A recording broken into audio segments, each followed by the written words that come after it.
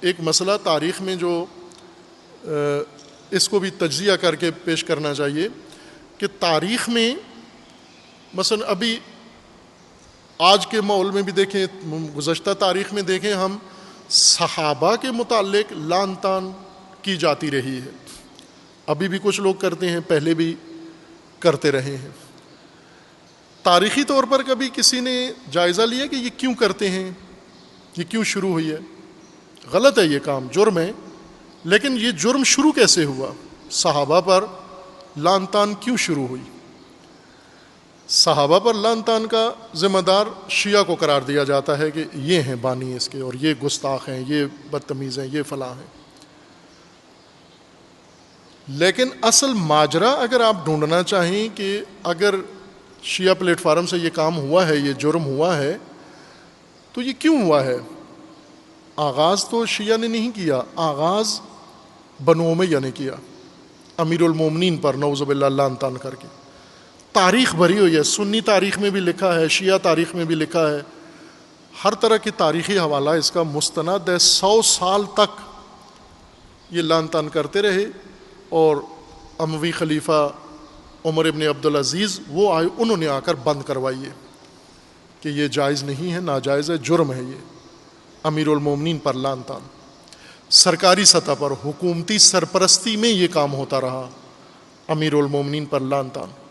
اب ظاہر ہے کہ مقابلے میں جو لوگ تھے ان کے پاس حکومت تو نہیں تھی، تو وہ پھر اپنی محفلوں میں جوابی کارروائی کرنا شروع کر دی تلافی کرنے کے لیے، کہ بنو امیہ، اصل تو بنو امیہ کو روکنا چاہیے تھا۔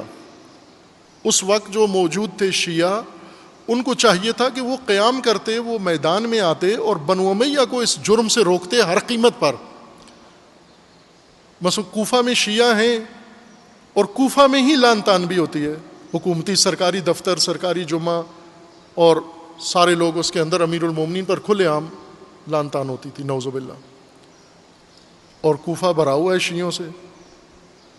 انہوں نے تلافی کے لیے کیا کیا کہ ہم اس بنو امیہ کو تو نہیں روک سکتے، ان کے خطیب کو نہیں روک سکتے، یہ جرم جو کر رہے مجرم نہیں روک سکتے، اپنا دل ٹھنڈا کرنے کے لیے مثلا جوابی کارروائی کر لی کسی اپنی نجی محفل میں، گھر میں بیٹھ کر، یہ سمجھتے تھے کہ ہم نے پلہ برابر کر دیا ہے۔ یہ نہیں تھا جواب کہ اگر بنو امیہ نے اہل بیت پر، خصوصاً امیر المومنین پر، نفس نبی پر، وصی رسول اللہ پر، خلیفۃ اللہ پر اگر یہ جرم کیا ہے، اس کا جواب بنو امیہ کو روکنا تھا، اس کی تلافی نہیں ہوتی۔ علی علیہ السلام کو اگر ناروا بات کر دی جائے تو جواباً ساری دنیا کو بھی لعن کرو تو بھی تلافی نہیں ہوتی۔ یہ نہیں کہنا کہ اگر کوئی علی علیہ السلام کو نعوذ باللہ گستاخی کرتا ہے تو ہم جواباً کسی اور کی گستاخی کریں گے، پلڑا برابر کر دیں گے، نہ، یہ نہیں ہو سکتا۔ امیر المومنین کی کوئی گستاخی کرتا ہے، اس کو روکنا اور سزا دینا، یہ تلافی ہے۔ جواباً کسی کو برا بھلا کہنا تلافی نہیں ہے، یہ دوسرا جرم کے بعد جرم ہے، اور یہ تاریخ میں ہوتا رہا، اسی طرح سے ہوتا رہا کہ انہیں پتہ تھا بنو امیہ کہ ہم یہ کریں گے، جواباً یہ جواب آئے گا، اور اس طرح ایک فرقہ واریت کا ماحول پیدا ہوگا اور وہ اپنے مقاصد سیاسی حاصل کر لیں گے۔ آج دوبارہ وہی کام پھر شروع ہوا ہے۔ حضرت زہرا کا احترام اہل سنت کے ہاں اتنا ہی ہے جتنا شیعہ کے ہاں ہے۔ اکابرین اہل سنت کے، کتابیں اہل سنت کی، امام رازی اہل سنت کے سب سے بڑے عالم، جید عالم 1000 سال پہلے کے، وہ امام رازی جو ہر چیز میں شک کرتے ہیں، کسی چیز کو چھوڑا نہیں انہوں نے جس میں شک نہ کیا ہو، لیکن جب عصمت حضرت زہرا پہ پہنچے ہیں تو وہاں پر پوری دلیری کے ساتھ کہا ہے کہ قرآنی آیات کی گواہی کے مطابق حضرت زہرا مقام عصمت پر فائز ہے۔ یہ اہل سنت کے وہ عالم جو شکاک ہیں، جو ہر چیز میں شک کرتے ہیں۔ اسی طرح ایک سے بڑھ کر ایک علماء اہل سنت ہیں۔ حضرت، اب ممکن ہے بعض ایسے ہیں جو شیعوں کو اچھا نہیں کہتے لیکن اہل بیت کو تعریف کرتے ہیں، اہل بیت کی سے عقیدت رکھتے ہیں، اہل بیت سے محبت رکھتے ہیں، خصوصاً حضرت زہرا سلام اللہ تعالی علیہا سے۔ لیکن ایک شخص، ایک ناسبی نکلتا ہے آج اور نکل کر اس بی بی کی شان میں گستاخی کرتا ہے، یہ اسی نسل کا ہے کہ جو کل بی بی کے شوہر نامدار علی علیہ السلام کی شان میں گستاخی کرتے رہے، یہ اسی کی نسل سے ہے۔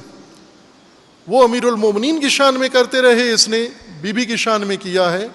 کیوں کیا ہے؟ تاکہ پھر جواباً وہی کارروائی شروع ہو۔ آج کل میڈیا کا زمانہ ہے، پہلے تو جوابی کارروائی کرنے کے لیے کوئی اہتمام کرنا پڑتا تھا، خطرات ہوتے تھے، اب کوئی خطرہ بھی نہیں ہے، سوشل میڈیا ہے، ہر ایک کے پاس موبائل ہے، ہر ایک کے پاس لیپ ٹاپ ہے، جہاں بیٹھ کے مرضی ہے گالی گلوچ کر لو۔ انہیں پتہ تھا، انہیں نبض پتہ ہے کہ ہم ایسی حساس رگ چھیڑیں گے، جواباً ادھر سے حملے ہوں گے، اور ایسا ہی ہو گیا۔ آپ نے دیکھا سرگودا کے ایک گاؤں میں جا کر ایک دوسرے نے جواب دے دیا، وہی جو کام 80 کی دہائی میں ضیاء الحق نے شروع کروایا تھا۔ 80 کی دہائی میں حق نواز جنگوی اور کچھ اور اس کے ساتھی یہ میدان میں آئے اور انہوں نے شیعہ کی تکفیر شروع کی، برملا کھل کے۔ جوابی کاروائیاں کیسے ہوتی تھیں؟ جوابی بجائے اس کے کہ اس کے اوپر قانونی چارہ جوئی کرو، اس کو روکو، اس کے کوئی سد باب کرو، وہ یہ کہ کسی اور جگہ بیٹھ کر ہم کسی اور کو گالی دے دیں، یہ نہیں ہوتا طریقہ۔ یہ دشمن ہی کی چال ہے، یعنی دشمن یہ چاہتا ہے کہ وہ ایک بات کرتا ہے تاکہ دوسری آپ کریں، پھر تیسری وہ کرے گا، پھر چوتھی آپ کریں، پھر اس سے ایک فتنہ اٹھے گا جو قابو سے باہر ہوگا۔